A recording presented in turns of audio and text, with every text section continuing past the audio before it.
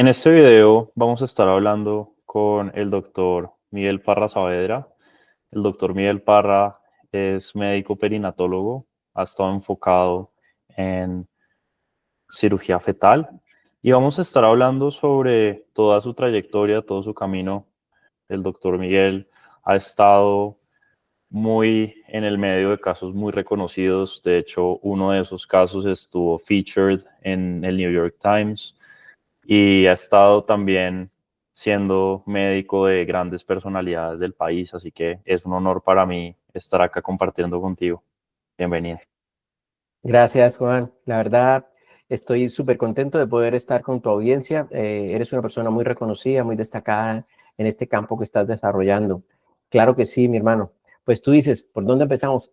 Sí, sí, no, iniciemos desde el inicio, iniciemos desde el principio. Me gustaría preguntar algo muy general. ¿Quién es Miguel Parra y cuál es su propósito en su vida? Es una pregunta filosófica muy profunda y cada vez que vas avanzando en la vida, vas contestándola de una manera diferente.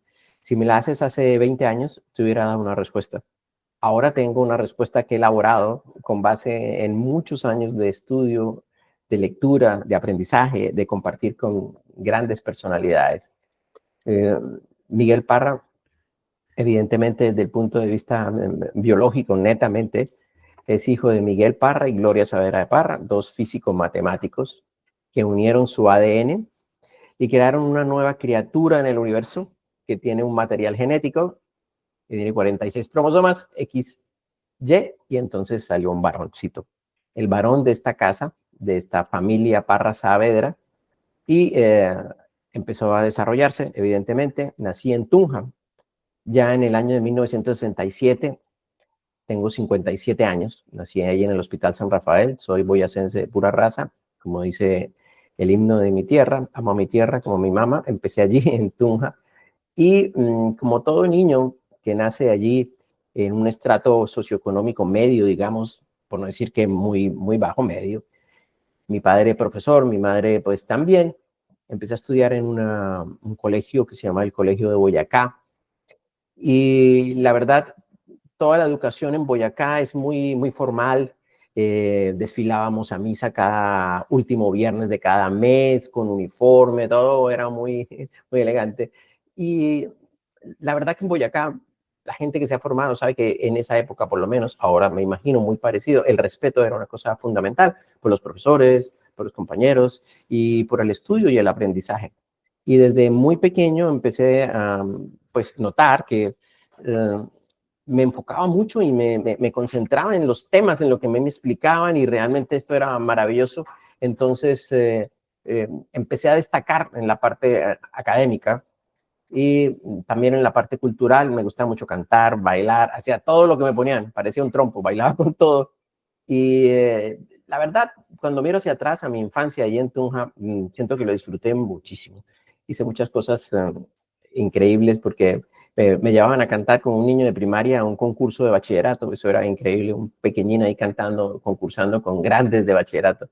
Y nos iba bastante bien en esto.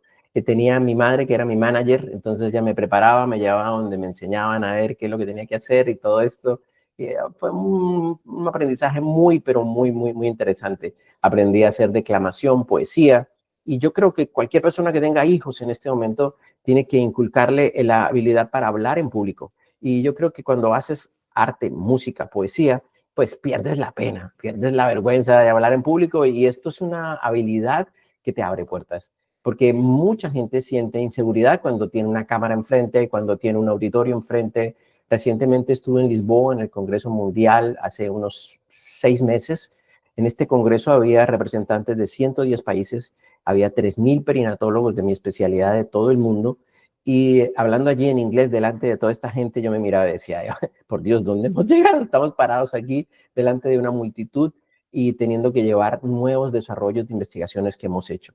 Nos sentimos súper orgullosos en este congreso de habla hispana.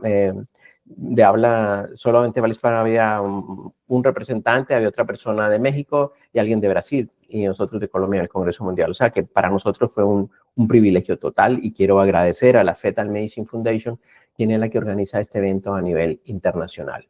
Entonces, pues esos fueron los orígenes allí en Tunja.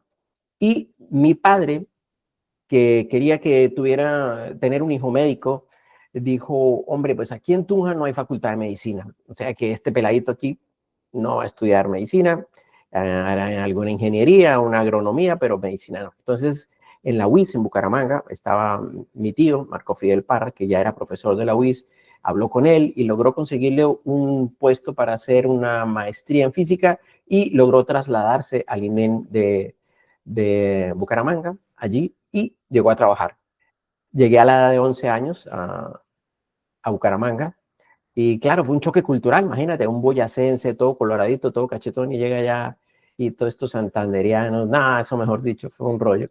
Pero evidentemente cuando tú tienes alguna habilidad que Dios te ha dado para procesar la información, aprenderla, inmediatamente empezamos a destacar y pues toda la carrera, y lo digo con toda humildad, siempre ocupamos el primer puesto, el primer puesto, el primer puesto.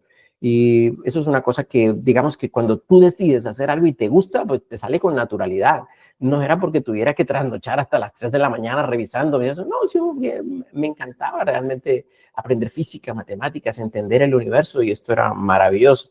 Por darte una perspectiva, cuando hacía un décimo bachillerato, mi promedio de notas estaba en 9.6 y el de mi grupo era 7.2. O sea, había una diferencia como de 2 unidades y media entre el primero, que eran mis notas, y todo el resto del grupo. Entonces era una cosa, y siempre pues, se mantuvo esta diferencia, que yo no la busqué para nada, pero simplemente era lo que surgía.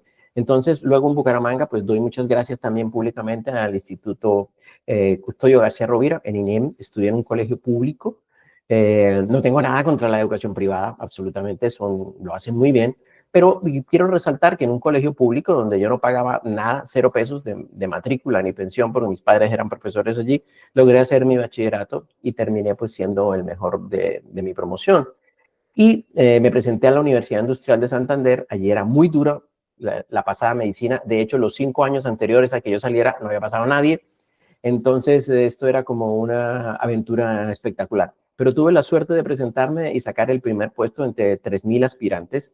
Y pues claro, para mí fue muy importante. Digo, bueno, alguna cosa aprendimos del bachillerato, de física y matemáticas, y empecé así en la UIS, en Bucaramanga, a hacer medicina. Realmente cuando tú dices, bueno, ¿y por qué quieres ser médico? Es que, bueno, cuando sales de bachillerato en esa época, hacer medicina era el reto más grande, primero por lo difícil que era entrar. O sea, no es lo mismo competir entre 300, 400 para tener 10 o 20 cupos que competir entre 3.000 para tener 60. Entonces ya era un reto personal hacer medicina. Y aparte de eso, yo veía que el presupuesto de mi familia se iban a pagar médicos. En esa época, en pagar, mi hermano tenía asma, la otra tenía no sé qué, y mis padres pagando allí. Yo decía, Dios mío, no, yo no voy a pasar por eso. Yo quiero tratarme a mí mismo y a mi familia. O sea, que yo dije, no, esa no me la doy a mí. Y por eso quise estudiar medicina también, porque se veía que podías no solamente servir a otras personas, sino que eso también te iba a servir a ti para cuidar a tus padres y para cuidar a tus seres queridos. Eso es el punto. Y ahí empezamos a estudiar medicina. No sé si algún punto de la medicina quieres que tratamos. No quiero que sea un monólogo, quiero que estemos interactuando. Y bueno, no sé, de la medicina, ¿qué te llama la atención? Tú has estado muy cerca de la medicina porque tu padre es médico, muy famoso, una persona especialista en gastroenterología, que lo quiero mucho, Héctor Hugo, y le mando un abrazo muy grande. Sí, no, me gustaría tocar distintos puntos de los cuales has mencionado. Tú dijiste ahorita, no es que yo me trasnochara pues muchísimo, sino que dejaba que las cosas fluyeran y yo decía, yo hago las cosas porque realmente me gustan, digamos, para las personas que quizá ven como el estudio como un sobreesfuerzo y no lo ven como un placer para ser la persona que quieren ser. ¿Qué comentario tendrías para esas personas y de pronto cómo encontrar esa motivación, ese deseo de hacer las cosas básicamente porque lo llenan a uno, no por el resultado como tal? Sí, claro. Otra cosa que he aprendido en el camino, Juan David, es que la vida realmente no es un punto de llegada, sino es un proceso. Y ese proceso viene desde la primaria, bachillerato, secundaria, la especialización, la subespecialización, el doctorado, la maestría. Pero si tú disfrutas este proceso, este es el basal y aquí estás subiendo en tu conocimiento. Si tú te pones a mirar desde primaria, secundaria, es un proceso. Entonces tú tienes que disfrutar el proceso. Yo sé que me voy a morir y me va a faltar una parte del proceso, no importa, pero he disfrutado cada punto del proceso. Y siempre estoy poniéndome metas más altas, superiores, estoy mirando cómo puedo mejorar allí, acá. Bueno, porque eso me entretiene de alguna manera, me llena, me permite aportar. No solamente que me sienta feliz de hacerlo, sino que puedo irradiar alrededor de las personas que están conmigo desarrollo físico, económico, emocional. Y al final eso es lo que la gente traduce como éxito. Si tú estás al lado de una persona que te genera, tienes familias que dependen de ti, das empleos bien remunerados, gestionas conocimiento que va a implicar que se salven vidas. Te hago un ejemplo, tenemos un medicamento que creamos para tratar la preeclampsia, una enfermedad que mata a 70,000 mujeres cada año y ya se vende no solo en Colombia, sino en todos los países de Latinoamérica, y que si sacan las cuentas una por una, se están salvando 10,000 mujeres cada año y tal vez unos 50,000 niños de morir por ese desarrollo. Tú dices, hombre, pues de algo ha servido mi trabajo y mi esfuerzo. ¿Cómo tú obtener esa motivación? Este es el punto clave, o sea, ¿cómo hago para hacer algo que no quiero hacer cuando no quiero hacerlo? Bueno, necesitas disciplina, definitivamente la disciplina es eso, ¿no? Que tú tienes que hacer cosas. En este momento yo hago 10 kilómetros diarios, esa es mi meta diaria y todos los días de mi vida hago 10 kilómetros. Hay un día que me quedo dormido porque tengo que viajar a un aeropuerto, tengo que operar, no importa, al día siguiente hago 20, pero mantengo mi media. ¿Qué quiere decir? Tengo una disciplina para darme cuenta de que si no me muevo, mi salud se va a ir deteriorando a una velocidad increíble y yo disfruto la vida y quiero estar saludable. Quiero estar aquí, pues, contento, compartiendo experiencias, ayudando a la gente joven a que la haga mejor y que disfrute cada aspecto de su vida. Y el aprendizaje es un aspecto que se puede disfrutar en el sentido de que no porque tú saques un primer puesto o seas el mejor, sino porque cada día tú sientes que estás en un nivel de conocimiento mayor y que manejas las cosas que tienes a tu alrededor de una mejor manera. Claro, cuando tú llegas a hacer tu primera cirugía, después de hacer 500, te das cuenta que qué bárbaro, cómo ese paciente salió adelante, claro, ya tienes una habilidad. Entonces, yo te invito, ahora que nos estás viendo, a que pienses cómo puedes mejorar tus habilidades técnicas, de vida, de salud, a través de algo que tú disfrutes. Y tú lo dijiste, Juan David, disfrutar. Es que realmente no vinimos aquí a sufrir y nada es un sufrimiento, es realmente gozar la vida. Hoy he estado todo el día viendo 20 pacientes, son 20 amigos más, 20 familias que les hemos cambiado el futuro y para mí esto lo llaman trabajo y por eso me han pagado, pero para mí ha sido una distracción total. O sea que mañana me puedo levantar temprano otra vez y venir aquí y estar súper contento. Esto es lo que yo les recomiendo a los chicos jóvenes. Disfruten todo lo que hacen y gocen esa trayectoria de este viaje que se llama vida. Es muy difícil en general competir contra personas que ven al trabajo como gusto, como placer, y eso siento que es algo que te ha caracterizado y la vez pasada que habíamos conversado en un espacio similar, justamente charlamos mucho sobre eso, sobre cómo a través justamente de esta motivación intrínseca se puede llegar a conseguir metas muy grandes y vamos a tocar los temas que mencionábamos al inicio de la entrevista más adelante, pero me gustaría como continuar esa línea cronológica para ir entendiendo toda tu trayectoria, Miguel, y que la gente pueda verla también. Entonces, en la universidad, después de que entras en el primer puesto, out of 3,000 people, básicamente, ¿cómo fue tu experiencia? ¿Qué tal estuvo pasar por la universidad y más pasar por una universidad tan reconocida como la UIS? Fue una experiencia que me cambió la vida. O sea, la universidad te cambia la vida.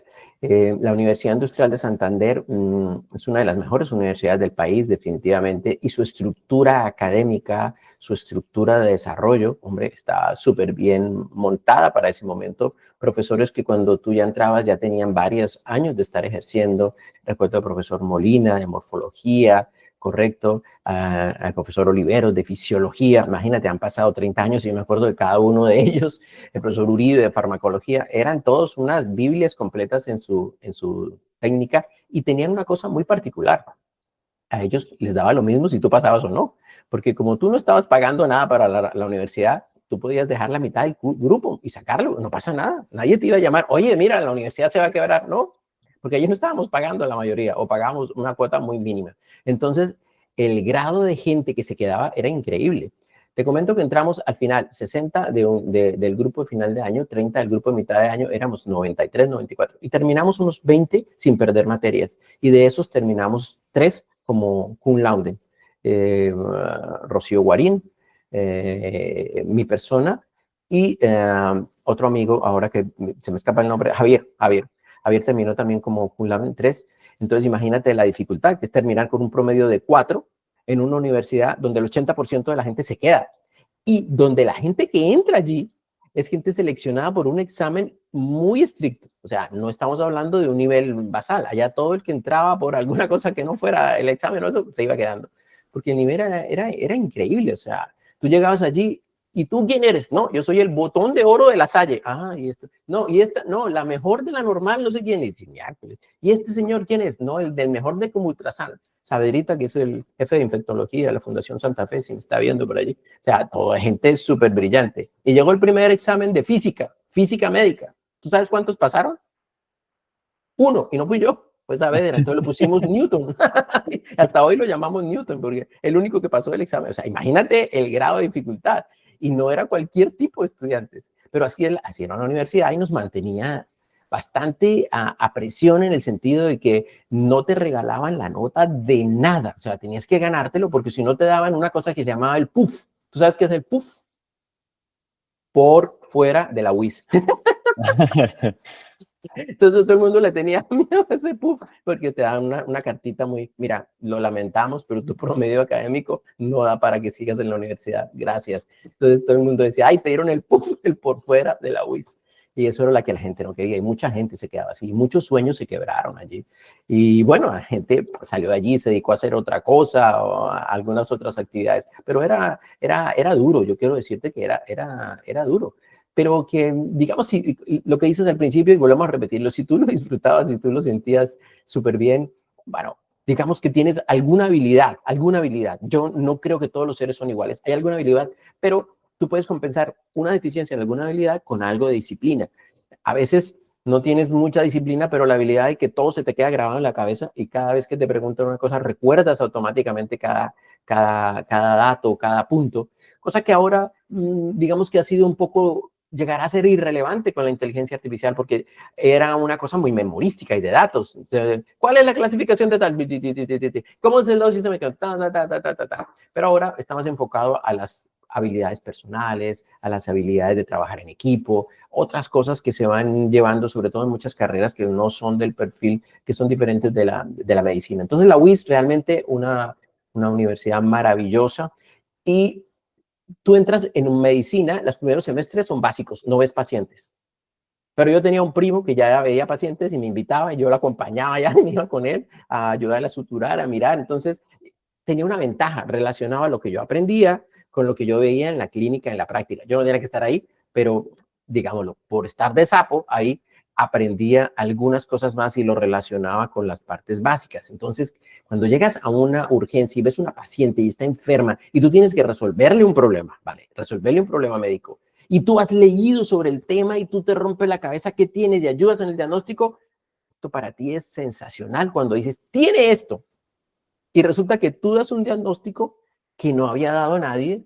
Esto es maravilloso. Entonces, existen los que saben de salud algo que se llaman los CPCs, las correlaciones clínico-patológicas. Esto quiere decir que un paciente está en un hospital, una clínica, se enferma y fallece. El paciente va a patología. El patólogo le hace exámenes y él sí llega a saber qué era lo que tenía. Pues hace una reunión, invita a los clínicos para que vuelvan a revisar con todo el staff de médicos de la facultad qué tenía el paciente y a discutirlo. Y en una reunión de estas, yo era médico interno, o sea, como de los médicos más chiquitos, y se murió un paciente en urgencias, paciente que tenía una sonda, que no deglutía, que una cosa y otra, y se fue deteriorando y se murió. Y todos discutiendo los cirujanos que le hubieran hecho no sé qué cirugía, que le hubieran puesto una sonda, que no sé qué, y los otros, y empezaron a discutir, cuando al final dijeron, no hay más preguntas, ya van a leer la patología, ¿no? Y yo levanto la mano tímidamente y todo el mundo, este man, ¿qué va a decir? Si ya hablaron los jefes de departamento, hablaron los que más saben. Y yo dije, mira, este paciente se murió de una sola cosa, de hambre, porque no le pusieron la sonda de eso, hizo una desnutrición severa y se murió. Y todo el mundo, ¡ah! Cuando empieza el patólogo y pone las láminas allá y saca, esto es una esteatosis grado 4 por desnutrición crónica, ta. Y el diagnóstico del médico interno superó todo lo que habían dicho. Nah, me sacaron en hombros, me alzaron, me tiraron por el techo. Recuerdo ese día como uno de los días más felices de mi vida, porque hacer un diagnóstico es una cosa que es como te digo, lo voy a decir y me disculpan las audiencias, pero es un pajazo del alma, es que es de verdad, es una cosa increíble. Hacer un diagnóstico y llegar a un punto de decir, esto es maravilloso. Tú comentabas lo del New York Times y entonces me pasó algo parecido. Yo estaba haciendo ecografía, era ginecólogo ahí en la UIS y había salido ginecólogo y estaba en una clínica aquí en Barranquilla. Y yo llevaba como 14 pacientes en la mañana cansados. Y Kendrick, que es mi asistente, me dice, doctor Parra, le falta una paciente para ir a almorzar. Pues ya eran las 2 de la tarde. Y dijo, bueno, bájenla. La bajan y cuando la empiezo a ver, era una mamá de un embarazo de 35 semanas y la mandaban porque sospechaban una masa dentro del feto. Cuando yo veo el feto, ese feto tiene movimiento, un cordón umbilical y es un bebé que está brincando dentro del otro bebé. ¿Cómo así? Explíqueme, ¿cómo así? Un bebé, una mamá tiene un bebé y ese bebé tiene otro bebé por dentro. Y ese diagnóstico, Juan David, no se había podido hacer nunca prenatalmente de la forma como nosotros lo hicimos, con imágenes y todo. Pues esto le dio la vuelta al mundo, lo tradujeron a 20 idiomas, salió en New York Times, BBC de Londres, Daily News, todos los news de Estados Unidos, eso fue una cosa loca. Y todo fue por simplemente tener un poco de, ¿cómo te digo?, concentración, haber leído el tema y sabértelo. Yo le digo a los médicos, jamás van a diagnosticar una cosa que no sepan. Si no has leído qué es un fetus infetus, cómo se diagnostica y qué posibilidades tiene de verlo, jamás lo vas a ver. Se te pasa por las narices. De hecho, ya tenía 3 diagnósticos equivocados. Entonces, hay que meterle energía, esfuerzo, cariño a lo que tú haces para que te salgan bien las cosas. Y creo que la UIS fue un buen punto de partida. Claro. Y justamente mencionabas la anécdota, ya siendo médico interno, ya a puertas pues de graduarte, te gradúas cum laude, como lo mencionabas ahora. ¿Cómo fue para ti este proceso de pensar en qué especializarte y dónde hacerlo y, digamos, todo ese camino? Eso es durísimo. Y yo sé que tú tienes allí un apalancamiento muy grande con los jóvenes y creo que haces un trabajo maravilloso. Es muy, muy complejo. En esa época, evidentemente ahora también, hay muchos intereses porque hay muchos médicos generales y hay un cuello de botella en la entrada. Y tú tienes que entrar allí a competir. Entonces, cuando era médico general, en mi pueblito donde yo trabajaba, en Sabana de Torres, quedaba 4 horas de Bucaramanga y una paciente que estaba embarazada y tenía un sangrado tenía que coger un transporte público. Si salía bien y no llovía porque se enterraban los buses, llegaba en 4 horas a Bucaramanga, le ponían un ecógrafo, le decían, señora, tiene un aborto, tiene que terminar el embarazo, devuélvase ahora para su pueblo. Entonces yo decía, hombre, no puede ser que eso suceda así. Entonces busqué la forma de entrenarme, como conseguimos un ecógrafo y con eso ya solucionábamos mucho de los problemas de salud del pueblecito. Y empecé a hacer ultrasonido. Eso era un sacrilegio para la época. Hacer una ecografía, un médico general, no, eso no puede ser porque eso es de los especialistas. Sin embargo, estudiando, no hacía las cosas mal, hacíamos muchos diagnósticos allí. Pero esto, claro, le trae unos problemas porque cuando tú te presentas para un especialista, dice, pero usted ya está haciendo no sé qué tipo de procedimiento. Entonces, fue difícil entrar. Pero como ya tenía habilidad en el ultrasonido, y sobre todo el ultrasonido obstétrico, pues evidentemente tenía 2 opciones. Radiología, donde se ven imágenes, o ginecología obstetricia, donde también se hacen imágenes. ¿Qué ventajas y desventajas? En radiología también está la radiología intervencionista, donde hacen procedimientos. Tengo grandes amigos que hacen esto y eso ha avanzado muchísimo. Pero en Bucaramanga esto es pago. Cada semestre valía un montón de dinero que yo no tenía por dónde. Pero en la Universidad Industrial de Santander había ginecología obstetricia que eso no tendría que pagarlo porque me daban un descuento especial por haber sido cum laude. Entonces terminé estudiando allí para no desaprovechar toda esa habilidad que tenía en el diagnóstico. Y la ginecología obstetricia tiene por lo menos 3 campos claros. 1, consulta, es decir, atender pacientes. 2, hacer diagnóstico, porque puedes hacer imágenes. Y 3, hacer cirugía. Entonces, hay pocas especialidades que tengan una conjunción de esos 3 elementos y que puedas hacerlo al tiempo. Entonces, esto es lo que quiero aprender. Y me presento allá en la universidad y saqué el mejor examen, lo supe porque después pudimos revisar toda esta cosa. Pero yo creo que la entrevista saqué 0 porque no pasé. Pasaron 4 queridos amigos, colegas míos que son ginecólogos muy prominentes hoy, pero no pasamos en esta.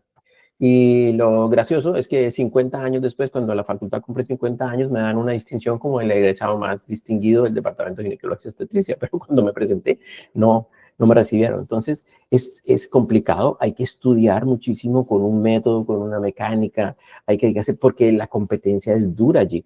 Y aparte de eso, en esa época estaba lo de la entrevista y entonces ahí se movían ciertos hilos detrás de bambalinas que hacían que la cosa no fuera tan fácil. Así sacaras el mejor examen y llevaras la mejor hoja de vida, ni si fueras cum laude, ni que fuera lo que eso no importaba.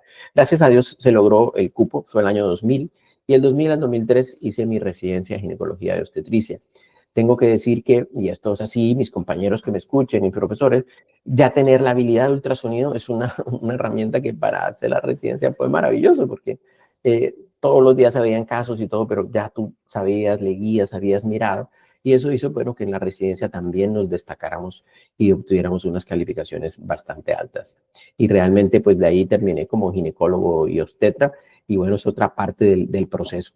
De ahí en adelante, pues ya sigue lo de la subespecialidad y la ida a Europa.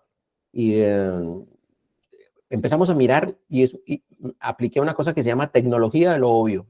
La tecnología de lo obvio funciona de la siguiente manera, Juan David. ¿Quién es el mejor en Colombia en ultrasonido? Hay un señor en Barranquilla que se llama Guido Parra, un gran amigo que esta mañana estuvimos haciendo procedimientos. Y dije, pues yo quiero ir donde ese señor, no lo conozco, pero yo voy a decirle que quiero aprender. Llegué donde él, cuando estaba haciendo la residencia, y me quedé con él 1 año y medio más haciendo fertilidad, ultrasonido y otra cosa. Cuando ya empecé a trabajar en el campo, dije, ¿y quién es el mejor en el mundo haciendo esto? Bueno, pues hay 2 centros, hay uno en Londres y hay uno en Barcelona. Mi inglés no era top, así que tenía que pensar en otra parte y dije, bueno, pues voy para Barcelona. Y a través de ganarme unos concursos y cosas, llegué a Barcelona, donde un grupo que es de los más destacados del mundo, que está liderado por un profesor, Eduardo Gratacós, y el doctor Francés Figueras, que son las personas, te lo pongo muy fácil, un problema grave en la obstetricia es los bebés que no crecen, se llama restricción de crecimiento intrauterino. De 100 artículos que se han escrito, 40 tienen la firma de estas 2 personas. O sea, que te imaginas, han casi puesto la mitad del conocimiento en un tema, o sea, son fuera de serie. Y trabajar con ellos fue muy interesante, aportamos ideas, hicimos ideas y logramos hacer un doctorado con todos los honores, cum laude y todo lo que se necesita. Te doy una perspectiva, para ser doctor en medicina en la Universidad de Barcelona necesitas 2 publicaciones como primer autor. O sea, ahí no ganas el doctorado por antigüedad, ni por tiempo, ni porque sea, no. Es que si no salen las publicaciones, no tienes el doctorado. Pero en ese periodo de tiempo no hice 2, hice 6. Entonces mi tesis doctoral para esa época era la tesis doctoral mejor documentada de los que se habían graduado hasta esa época. Ahora no sé si habrá salido una más superior o no, pero eran 6 artículos, todos publicados en revistas Q1. Para los que están escuchando, las revistas se dividen en Q1, Q2, Q3 y Q4. Q4 es como pues la revista ahí de la facultad o una cosa más sencillita. Las Q1 es donde están los revisores más estrictos del mundo, la gente que más sabe, y publicar allí en revistas de estas como el Obstetric Gynecology, el Fetal Diagnosis and Therapy, ahora recientemente hemos publicado el Lancet, pues son revistas donde hay unos revisores súper estrictos y esos son unas revistas Q1 y eso es lo que tienes que apuntarle de entrada, meterte en un grupo de investigación que esté trabajando y ojalá un grupo que esté reconocido por conciencias y que ya tenga publicaciones en revistas Q1. Eso puede ser un buen vertedero para irte metiendo hacia la parte de la investigación en la ciencia y que puedas tener una hoja de vida que sea atractiva también en el momento de que haya un empate o una cosa de selección. Esto es importante. Entonces, así llegamos a Barcelona y allí pues fue una vitrina mucho más grande porque definitivamente los peces no saben que están en el agua hasta que lo sacan. Entonces tú crees que estás aquí en el top, pero cuando llegas a otra parte como Barcelona y te paras ahí y empiezas a ver lo que hacen, lo que investigan, lo que publican, lo que saben, tú dices, no, yo no estaba ni a metros, estaba lejísimo. Entonces ya tienes otra visión y esa visión te impulsa un poco más. Y esto para mí también fue fundamental haber ido a Barcelona. Yo he estado 3 años allí con ellos publicando y haciendo estudios. Fue muy interesante. Hasta allí ya el punto donde termino la formación y regreso a Barranquilla en el año 2014. Ya llevo 10 años trabajando aquí en Barranquilla. Seguimos con la venita esta, el virus de la investigación, y de allí que regreso, mucha gente va a hacer un doctorado, publica con su grupo allá tanto, y nunca en la vida se le vuelve a ver en un congreso, en una publicación. Como que se le apaga la chispa, pero la chispa a nosotros no se nos apaga. Hemos seguido publicando en diferentes temas. Primero trabajamos con el CDC, de Atlanta, con el Centro para el Diagnóstico de Enfermedades, trabajamos con el Texas Children y hicimos una fusión. Cuando hubo la epidemia de Zika, publicamos muchísimos casos, temas, hicimos análisis, eso fue un foco muy grande. Luego trabajamos también sobre lo que es el COVID y el efecto psicológico en el embarazo, publicamos en varias revistas. Publicamos ahora en cirugía fetal, estamos desarrollando nuevas técnicas para el manejo de la pared abdominal con miorrelajación de toxina botulínica dentro del útero. Seguimos avanzando y ya tengo mi primer estudiante de doctorado que yo he apadrinado ese doctorado, que soy el director de ese doctorado, que es el profesor Carlos Becerra de la Universidad Industrial de Santander y que va a recibir su título de doctor muy próximamente, ya tiene sus publicaciones y nosotros estamos ahí con ellos pues trabajando ya para uno es hacer un ciclo, no solamente que seas doctor, sino que tú ayudes a otro a ser doctor. No, brutal. Y así contado todo pareciera muy fácil, ¿no? Como que mucho tiempo pasa y simplemente es como cuestión de seguir el paso a paso, seguir las etapas y digamos que me gustaría preguntarte sobre dos cosas. Uno, ¿qué percepción tienes sobre el esfuerzo que has hecho en materia profesional y en materia académica durante toda tu carrera? ¿Y qué has hecho en esos momentos en donde quizá el cuerpo decía, pucha, quiero descansar? Sí, sí, sí, sí. Mucho tinto, mucha Coca-Cola y la verdad tienes toda la razón. Hay puntos donde el cuerpo ya quiere descansar y tú te miras en retrospectiva hacia atrás y si cambiaría algunas cosas es que probablemente haría un equilibrio un poco mejor entre lo que pasa entre la vida personal, familiar, la salud y el esfuerzo. Porque en muchas épocas de mi vida se la dio muchísimo hacia el esfuerzo, a trabajar, a producir, a publicar y a hacer. Y de pronto la vida familiar y personal un poquito más descuidada. Entonces, también les quiero recomendar a los chicos que están jóvenes, empezando, que son tus seguidores, que siempre mantengan la perspectiva del equilibrio. ¿Por qué? Porque con este equilibrio tú vas a poder desarrollarte interiormente de una manera completa y feliz. Si te la dejas hacia un lado y dices, pues yo no tengo esta habilidad, pero yo voy a llegar allá, no importa lo que importa. Claro, terminas sin amigos, sin familia, sin salud y llegas de pronto. Pero ¿quién va a disfrutar contigo? O sea, no pasa nada. Pero hay gente, en cambio, que tiene una gran habilidad y no necesita hacer grandes esfuerzos. Maravilloso. ¿Cuál es el problema? La situación es cómo yo me sienta respecto a lo que yo hago y si lo que yo hago me hace sentir contento, feliz y que aporto, pues yo no tengo que compararme con nadie. Es mi trayectoria y mi carrera. Habrá gente que lo hace mejor, maravilloso, espectacular. Hay gente que lo hace menos satisfactorio o menos relevante. No, no pasa nada.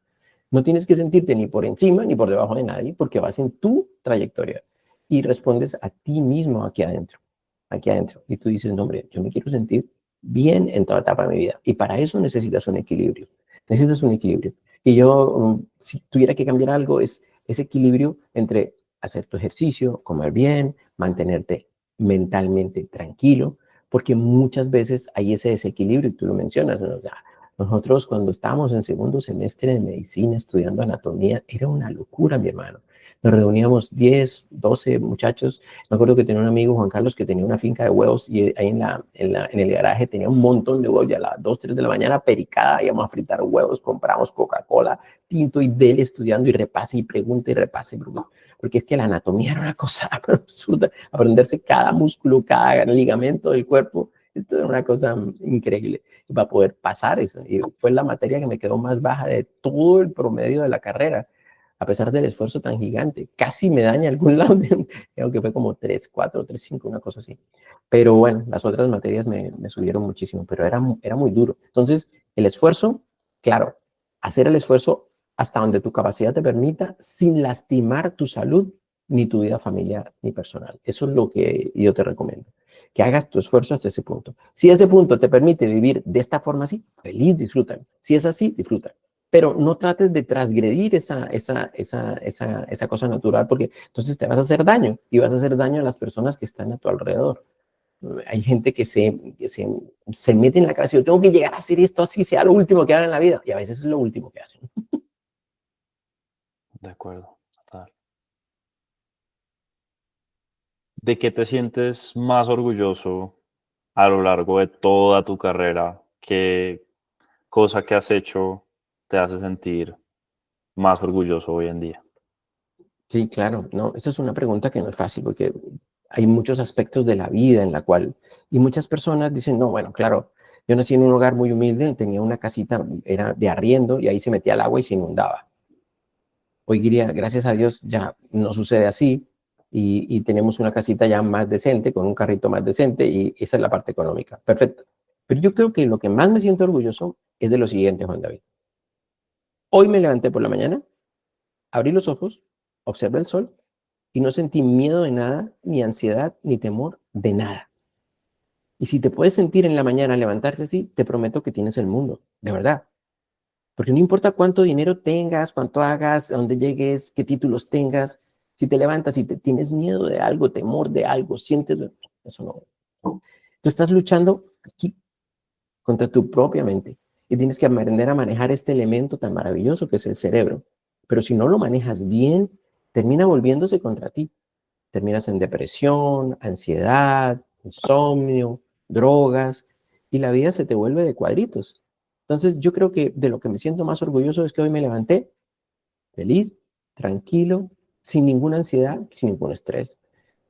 Tengo un montón de procedimientos ahora por hacer este fin de semana, súper complicado, pues cada día tiene su propio estrés y yo haré lo mejor y daré lo mejor, pero tengo que estar independiente del resultado, que sí que quiero que salgan bien, claro, pero que pues la salud, la medicina y las cosas nunca son perfectas, porque tú no eres un dios como médico, eres un ser humano y a veces las enfermedades te sobrepasan o características específicas de los pacientes. Tú tienes que hacerlo mejor y cada día vas aprendiendo, aprendiendo, aprendiendo, aprendiendo y lo vas superando. Entonces, si me siento feliz de algo, es de la tranquilidad que he desarrollado a través del tiempo, la estabilidad emocional que he desarrollado a través del tiempo. Creo que es lo más gratificante para un ser humano que pueda sentir esa tranquilidad.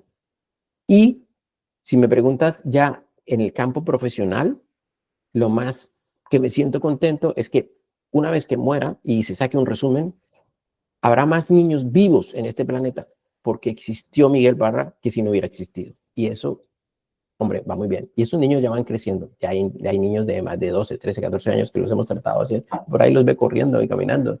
Y aumentan, aumentan, aumentan, aumentan, aumentan. Entonces, es muy bonito. Ya, de verdad, adoro lo que hago, Juan David. O sea, si volvieran a hacer, volvería a hacer otra vez obstetricia y ginecología.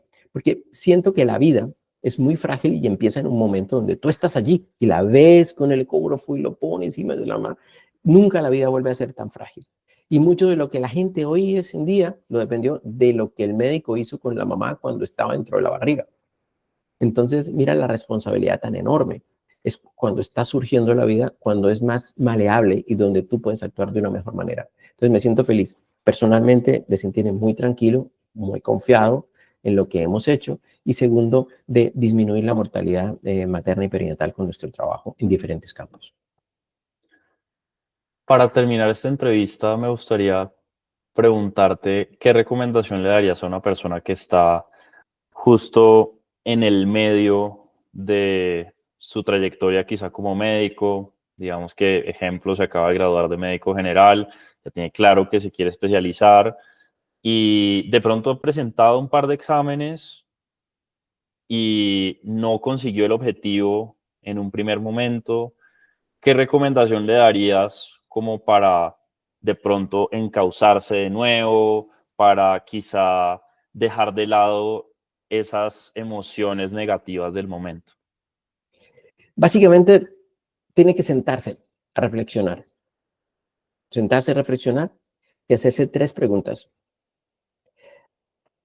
¿Para qué soy bueno? ¿Qué me gustaría hacer? ¿Y qué habilidades tengo? A veces no compaginan. Me gusta algo, pero no tengo habilidad para eso. O sea, a mí me encantaría ser cantante, pero es que resulta que mi voz no da. ¿Ok? Entonces, que se sienta a pensar en esas 3 cosas. ¿Para qué soy bueno? ¿Ok? ¿Qué habilidades tengo?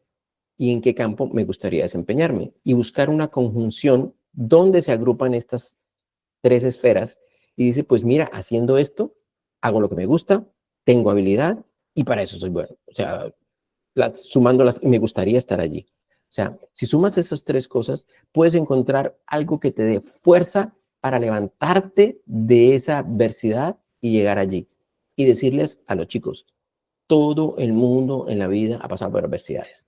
Porque la gente cree, cuando ve a una persona que tiene un nivel de éxito pequeño, mediano o grande, dice, ah, nada, pero ese tipo le ha ido de la vida de papaya. Sí, cuando estaba sentado en una escalera mirando los resultados de mi primera prueba de evaluación para residencia y estaba por fuera de la selección, no era nada gracioso. Después de haber estudiado toda mi vida, de ser cum laude, de ser el estudiante más destacado, en un examen donde sabía que tenía mi competencia, pero que, hombre, toda mi carrera había estado por encima de todos, estaba fuera, por algo que no dependía de mi voluntad. Estaba fuera. Pero tuve que levantar la cabeza y decir, no, vamos a hacerlo otra vez, a ver qué pasó, cuál fue el error. Entonces, primero reflexionar. Y siempre en la vida, Juan David, te pasan cosas que no quieres.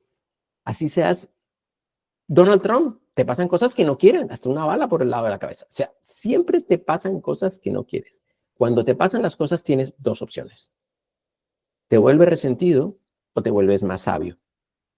Si te vuelves resentido y te enfocas en ese dolor, te vas a amargar toda la vida. Pero si te vuelves más sabio, dice, la próxima vez lo haré de esta manera y será mejor. La decisión está en sus manos, chicos. De acuerdo. ¿Dónde puede encontrarte la gente en redes? Miguel Parra Saavedra es el Instagram, por ahí se comunica la mayor parte de nuestros seguidores, nos escriben de todas partes y estamos atentos a manejar todos los casos de personas que tienen problemas para tener hijos, de fertilidad, que ahora es 1 de cada 5 parejas, 1 de cada 4. Hacemos Wow. fertilidad, todos los tratamientos de fertilización in vitro, de inseminaciones, y alta complejidad, baja complejidad, y todo lo que son los embarazos de alto riesgo y las cirugías fetales. Estamos atendiendo en Colombia y toda Latinoamérica, o sea que cualquier persona que me escriba de cualquier parte, no solo de Colombia, sino de Latinoamérica, tenemos la posibilidad de enfocarlo, tratarlo, manejarlo en temas y tópicos que manejamos casi que de manera exclusiva algunos de ellos y podemos aportar mucho a su tratamiento. Si estás en otro país y quieres contactarnos, hacemos una videoconsulta por algún medio de comunicación, por Zoom, por lo que sea, y te damos el enfoque y el manejo que haríamos nosotros. Y esto para las personas es fundamental, porque muchas veces en el entorno cercano no hay una persona que tenga el nivel de conocimiento para poder sobrepasar este problema de salud que tienen. Entonces, no, con mucho gusto, a la orden. Juan David, gracias por la oportunidad. Admiro también tu trabajo. Eres un chico súper inteligente, brillante. Tienes un don de gente increíble y sé que vas a ser muy exitoso. De verdad que sí. Gracias, Miguel. Bueno, gracias a todos también por ver la entrevista y hasta acá este espacio.